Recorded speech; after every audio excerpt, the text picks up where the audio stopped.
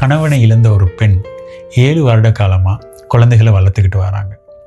ஆனால் இவங்களுக்கு தனியாக சமாளிக்க முடியலை. இப்போ ஒரு துணை தேவைப்படுது. இவங்களுக்கு இது ஒரு பெரிய பிரச்சனை. குழந்தைகள்கிட்ட இதை விளங்கப்படுத்த முடியாது. குழந்தைகள் இவங்க இன்னொருத்தரம் திருமணம் செய்கிறத விரும்ப மாட்டேங்கிறாங்க.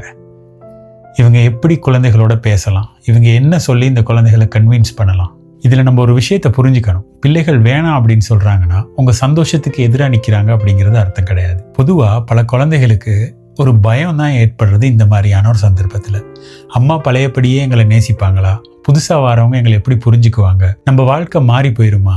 எங்களை பார்க்க யாருமே இல்லாமல் போயிடுவாங்களா? இந்த மாதிரியான சில பயங்கள் தான் இந்த இடத்துல உருவாகிறது. அதனால நல்லா புரிஞ்சுக்குங்க, நான் சொன்ன இந்த கேள்விகளுக்கு அவங்களுக்கு பதில் கிடைக்காதனால தான் அவங்க எதுக்குறாங்க.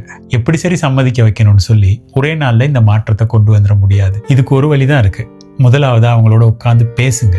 அவங்களுடைய பிரச்சனை என்ன, அவங்களுடைய பயம் என்ன அப்படின்னு சொல்லி கேட்கணும் நீங்க. ஸோ அவங்க மனம் திறந்து ஏதாவது சொல்ற நேரம் இடையில குறுக்கிடாம அவங்க சொல்றத ஃபுல்லா கேளுங்க. அவங்க பேசி முடிச்ச பிறகு அந்த பிள்ளைகள்கிட்ட நீங்க இந்த விஷயங்களை சொல்லணும். நீங்க தான் என்னுடைய ப்ரையாரிட்டி. என்னுடைய அன்பு எப்பயுமே மாறாது. உங்களுடைய இடத்தையும் உரிமையும் யாராலையும் எடுத்துக்க முடியாது. நமக்கு தேவை ஒரு பாதுகாப்பு. அதே மாதிரி தொடர்ந்து போறதுக்கு நமக்கு இன்னும் சப்போர்ட் வேணும். அதுக்காகத்தான் நம்ம இதை செய்யறோம். நம்ம நிம்மதியா வாழணும்னா இப்படி ஒரு ஆதரவு நமக்கு இந்த சந்தர்ப்பத்துல தேவை. இப்படிங்கிற விஷயங்களை அவங்களுக்கு நீங்க விளங்கப்படுத்தணும், சொல்லணும். ஆனா இதை ஒரே நாள்ல அப்படியே அவங்க பிரெயின்ல போடலாம் அப்படின்னு மட்டும் நினைக்காதீங்க. இதை கொஞ்சம் கொஞ்சமா சந்தர்ப்பம் கிடைக்கிற நேரம், அமைதியான நேரங்கள்ல சுமூகமாக அழகாக இதை சொல்லி அவங்களுக்கு புரிய வைக்கணும். கொஞ்சம் கொஞ்சமா இவங்களோட இந்த விஷயங்களை அவங்களுக்கு புரிய வைக்க ட்ரை பண்ணும் பொழுது கொஞ்சம் கொஞ்சமான மாற்றங்கள் ஏற்படும். இன்னொரு முக்கியமான விஷயம், உங்க லைஃபை அப்படியே பிள்ளைகளுக்காக தியாகம் செய்யணும் அப்படின்னு சொல்லி நான் சொல்ல வரல. ஆனா அதே நேரத்துல பிள்ளைகளோட உணர்வுகளை நம்ம புறக்கணிச்சிடக்கூடாது. ஒரு மெச்சுவர்டான பெற்றோரா நம்ம இந்த 2 விஷயத்துக்கும் இடையில ஒரு சமநிலையை ஏற்படுத்துறது தான் நம்மளுடைய பிரதான கடமையா இருக்கும். அன்பு, பொறுமை, நம்பிக்கை, இந்த 3 விஷயம் இருந்தால்